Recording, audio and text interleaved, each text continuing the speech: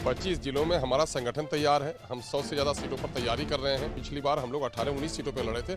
अब की बार उससे 2-19 सीट से ज़्यादा पर हम लोग लड़ाई लड़ेंगे। आप कितने पे लड़े थे? माइंडेड लोग हम 18 या 19 पे लड़े थे और इस बार उससे दुगनी यकीनन उससे ज़्यादा पर लड़ेंगे। क्या हम लोग बहुत सीमित एरिया में लड़े? हम लोगों ने कभी नहीं चाहा कि सेकुलरिटी का बिखराव हो।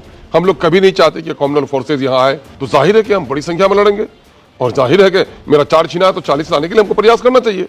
यही वजह है कि पार्टी आज 25 जिले में हमारा बिल्कुल संगठन तैयार हो गया है। हम सैकड़ों सीटों पर तैयारी कर रहे हैं। आने वाले दिनों में यकीनन है कि हम लड़ेंगे तो जीतेंगे। बीजेपी को रोकना है तो इन सीटों पर आरजेडी न उतारे अपना प्रत्याशी। जी हां, बिहार के चुनाव को लेकर इस वक्त सियासी पारा जो है वो एकदम हाई हो चुका है। और वैसे भी हाई तो उस समय हो जाता है जब ऑल इंडिया मजलिस इत्तेहादुल मुस्लिमीन चुनावी मैदान में उतरने की बात करती है। और वैसे भी AIMIM अब कोई मौका नहीं छोड़ रही है चुनाव में उतरने के लिए, चाहे वो दिल्ली का चुनाव हो, चाहे वो महाराष्ट्र का चुनाव हो, चाहे वो बिहार का चुनाव हो। दरअसल बिहार का विधानसभा चुनाव 2025 में ही होना है। ऐसे में AIMIM चुनाव की पूरी रूपरेखा तैयार कर चुकी है और बाकायदा तौर पर गठबंधन की तरफ या यूँ कहें कि आरजेडी की तरफ अपना प्रस्ताव भी भेज चुकी है, जिस पर उधर से जो जवाब आएगा वो बाद की बात है। लेकिन फिलहाल की वीडियो में हम बात करेंगे कि AIMIM बिहार की कितनी विधानसभा सीटों पर चुनाव लड़ने जा रही है। जी हां, आपको बताएंगे कि बीजेपी को रोकना है तो इन 50 सीटों पर या इन 100 सीटों पर न उतारे आरजेडी अपना प्रत्याशी। इस तरह की चेतावनी कह लीजिए या इस तरह का ऑफर AIMIM आरजेडी को दे चुकी है। अगर वो इस पर सही फैसला लेती है तो सही है, और अगर वो सही फैसला नहीं लेती है तो आरजेडी को सबक सिखाने के लिए AIMIM ने लगभग 100 सीटों पर अपनी तैयारी ज़ोरों शोरों से कर दी है। आपको बता दें कि अख्तरुल ईमान जो AIMIM के अध्यक्ष हैं और अमौर से विधायक हैं AIMIM के, उन्होंने एक इंटरव्यू के दौरान साफ कर दिया है कि वो 50 से लेकर 100 सीटों तक अपने प्रत्याशी को उतारने का प्लान बना चुकी है। आपकी पार्टी की क्या तैयारी है? पिछली बार तो आप लोग 5 जीते थे, 4 चले गए आरजेडी में। इस बार को लेके क्या तैयारी है? पिछली बार हमने तीसरा यहाँ पर गठबंधन भी बनाया था। आपकी बार भी हम प्रयासरत हैं। 25 जिलों में हमारा संगठन तैयार है। हम 100 से ज़्यादा सीटों पर तैयारी कर रहे हैं। अंतिम निर्णय तो हमारे कौमी सदर करेंगे, लेकिन मैं आपको इतना यकीन दिलाता हूं, पिछली बार हम लोग 18-19 सीटों पर लड़े थे। अब की बार उससे 2-19 सीट से ज़्यादा पर हम लोग लड़ाई लड़ेंगे। 50-60 पर यकीनन है कि तैयारी किस बात की कर रहे हैं इतने जिलों में। जाहिर है हमारे वर्कर हैं, हमारा संगठन तैयार हुआ है और हम लोग ये चाहते हैं बिहार में।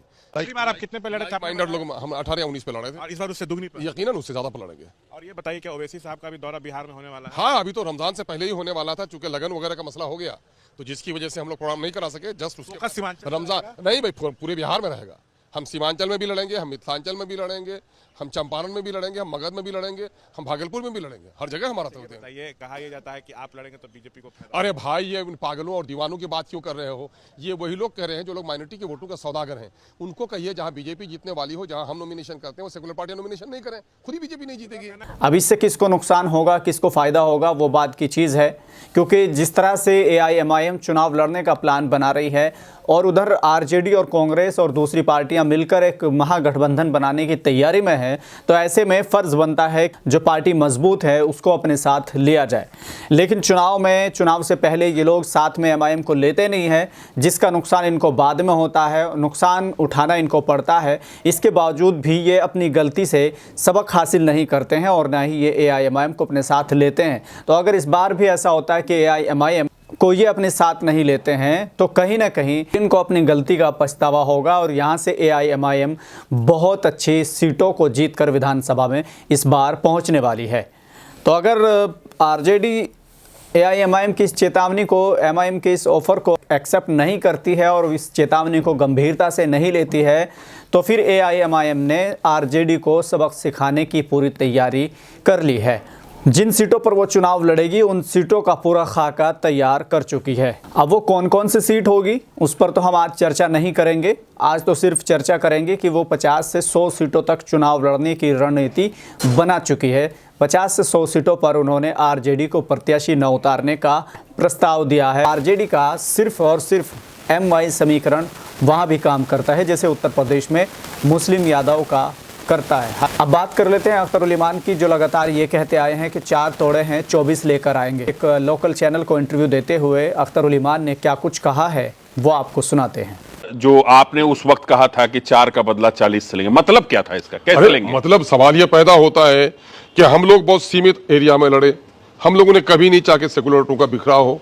हम लोग कभी नहीं चाहते कि कॉमनल फोर्सेज यहाँ आए। लेकिन ये सेकुलर पार्टियां जिनके लिए हमने जगह छोड़ी और उन्होंने मेरा गर्दन दबाने का काम किया, तो जाहिर है कि हम बड़ी संख्या में लड़ेंगे और जाहिर है कि मेरा 4 छीना है तो 40 लाने के लिए हमको प्रयास करना चाहिए। यही वजह है कि पार्टी आज 25 जिले में हमारा बिल्कुल संगठन तैयार हो गया है। हम सैकड़ों सीटों पर तैयारी कर रहे हैं। तो आने वाले दिनों में यकीनन है कि हम लड़ेंगे तो जीतेंगे। तो AIMIM कितने सीटों पे लड़ेगी इस बार 2025 के विधानसभा? अभी तो सवाल ये पैदा होता है, मैं यही बात कहता हूं कि 25 जिला में अगर मेरा संगठन तैयार हुआ है तो आप समझ सकते हैं कि 25 जिले में कितनी सीटें हैं 38 जिलों में से। और उस पर चूंकि लास्ट निर्णय हमको अपने राष्ट्रीय अध्यक्ष से मशवरा करके लेना है, उन्होंने कह दिया है कि अधिकांश सीटों पर आप लोग तैयारी कीजिए। हम लोग तैयारी कर रहे हैं। ये तो क्लियर हो जाता है कि AIMIM 50 से 100 सीटों पर चुनाव लड़ने की रूपरेखा तैयार कर चुकी है, क्योंकि अख्तर उल ईमान ने कहीं ना कहीं हिंट भी दे दिया है और उनका साफ तौर पर यह भी कहना है कि वो 25 ज़िलों में एकदम सक्रिय है और अच्छे तरीके से संगठन मजबूत भी हो चुका है और वो काम भी कर रहा है। बीजेपी के खिलाफ जो सरकार बनती है, कहीं ना कहीं आप लोग उनके खिलाफ लड़ते हैं, जिससे बीजेपी को फ़ायदा पहुंच जाता है। इसको लेकर अख्तर उल ईमान ने क्या कुछ कहा वो भी आपको सुनवाते हैं। तो AIMIM का चुनाव लड़ना बार बार कहा जाता है कि बीजेपी की बी टीम है, क्योंकि आप जो बीजेपी के खिलाफ सरकार बना सकती है आप उसको हराने का काम करेंगे। नहीं, मैं किसी को हराने का काम नहीं कर रहा हूं, मैं खुद जीतने का काम कर रहा हूं। मैं कह रहा हूं वो पार्टियां बता दें, अगर वो पार्टियां ईमानदार है यह बात कहने में कि हम बीजेपी को जिता रहे हैं मेरी वजह से, तो जहां हम इलेक्शन लड़ते वो नहीं लड़े। वो मने हम नहीं लड़े, मेरे दरमियान में कोई लीडरशिप नहीं उभरे। हम लड़ेंगे तो बीजेपी के वो हो गए, और आप हम जहां लड़ते हैं वहां आकर के वोट बंटवा रहे हैं, वहां छोड़ दीजिए आप। ये कि मेरे लिए है, एक तरफा तौर पर होगा। मोहब्बत भी दो तरफा होनी चाहिए, है ना। समझौते का रूपरेखा तैयार होता है तो आपसी सौहार्द से होता है। इसके माने ये है कि आप कहीं भी माइनॉरिटी की लीडरशिप को उभरने के लिए नहीं देना चाहते हैं। एक तो सेकुलर पार्टियों का जो बुरा हाल हुआ है, सेकुलर पार्टियां अपने दरमियान में अगर माइनॉरिटी को उसका शेयर देती, माइनॉरिटी लीडरशिप को प्रॉपर जगह देती, तो माइनॉरिटी का एक बड़ा तबका जो आज इन सोकॉल्ड सेकुलर पार्टियों से नाराज है, ये सेकुलर पार्टियों का माइनॉरिटी को नजरअंदाज करने की वजह से। माइनॉरिटी के इशूज को नजरअंदाज किया इन लोगों ने, माइनॉरिटी के लीडर्स को इशू नजरअंदाज किया, माइनॉरिटी के क्षेत्र की तरक्की को नजरअंदाज किया। यही वजह से कि माइनॉरिटी का एक बड़ा तबका जो हुआ, सेकुलर पार्टियों की हार की वजह जो हुई वो ये है कि माइनॉरिटी के लोगों को इन्होंने इंसाफ के साथ स्थान नहीं दिया। यही वजह नाराजगी है। वरना आज भी तो माइनॉरिटी सेकुलर पार्टी के साथ है ही। इतनी नाराजगी के बावजूद भी मैं तो राजद और कांग्रेस के साथ ही खड़ा रहता हूं। एक बात यह है कि आपने अपनी पार्टी में जो प्रॉपर हमारा स्थान होना चाहिए वो नहीं दिया। अगर वो स्थान दिए होते तो आज हमको दूसरा स्थान देखने की क्या जरूरत पड़ती।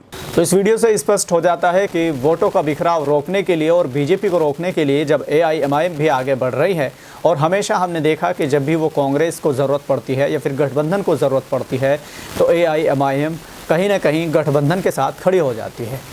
हमने देखा कि हमेशा वो बीजेपी की मुखालफत करती नज़र आई है और हमेशा मुखालफत करेगी, क्योंकि जिस तरह से वो कानून बनाती है, जिस तरह से वो नफ़रत का एक प्रोपेगेंडा चलाती है, उसके खिलाफ AIMIM हमेशा गठबंधन के साथ खड़ी होती नज़र आती है।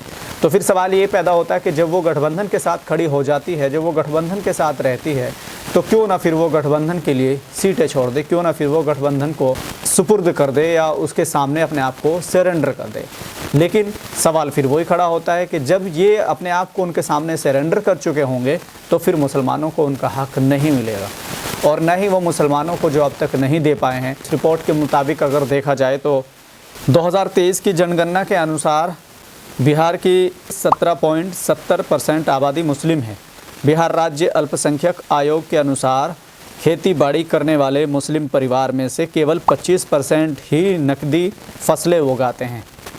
केवल 25% ही लोग या मुस्लिम समाज नकदी फसलें उगाते हैं। 55.9% ग्रामीण मुस्लिम परिवारों के पास पशुधन है, जो कि ग्रामीण बिहार के सामान्य आबादी से थोड़ा कम है। एक राज्य सर्वेक्षण में पाया गया कि बिहार में 73% मुसलमान पिछड़ा है। अब इस पिछड़ेपन का जिम्मेदार कौन है? जो वहाँ पर सत्ता में रहती आई हैं या फिर वो जो अपोजिशन में रहती आई है, जिन्होंने लगातार मुसलमानों के पिछड़ेपन को किस तरह से दूर किया जाए उसके लिए कोई कदम नहीं उठाया है, जिस कारण AIMIM को वहाँ पर उतरना पड़ा और उन्होंने वहाँ के मुसलमानों को उनका हक दिलाने के लिए हर मुमकिन कोशिश की। तो वो तमाम चीज़ें तो एक तरफ हो जाती है कि यहाँ से AIMIM बाकायदा तौर पर RJD के पास अपना प्रस्ताव भेज चुकी है कि हम इन सीटों पर चुनाव लड़ेंगे। अगर आप बीजेपी को रोकना चाहते हैं तो आप इन सीटों पर अपने प्रत्याशी न उतारें। अब देखने वाली बात ये होगी कि वो गठबंधन में शामिल करते हैं या फिर गठबंधन के सामने जो स्थिति बनेगी, जिस तरह से AIMIM भी लड़ेगी और गठबंधन भी लड़ेगा, तो कहीं ना कहीं बीजेपी को फ़ायदा होगा। इस बात का वो जो दावा कर रहे हैं, बाद में फिर वो सर पकड़ के रोते ना फिरे। इस वीडियो में आज हमने क्लियर किया 50 से 100 सीटों को लेकर चुनाव लड़ेंगे और 25 ज़िलों में वो बहुत मजबूती से काम कर रहे हैं, उनका संगठन काम कर रहा है। तो अख्तर ईमान का पूरा वो 3 मिनट का वीडियो भी हम आपको दिखा चुके हैं और 73% जो मुसलमान पिछड़ा है उसको लेकर हम बात कर चुके हैं। फ़िलहाल इस वीडियो को हम यहीं पर समाप्त करते हैं। इस वीडियो को लेकर आप क्या सोचते हैं या आपकी क्या राय है, तो हमें कमेंट बॉक्स में अपनी राय ज़रूर दें। फ़िलहाल के लिए सिर्फ इतना ही। देखते रहिए वी सपोर्ट ओवैसी।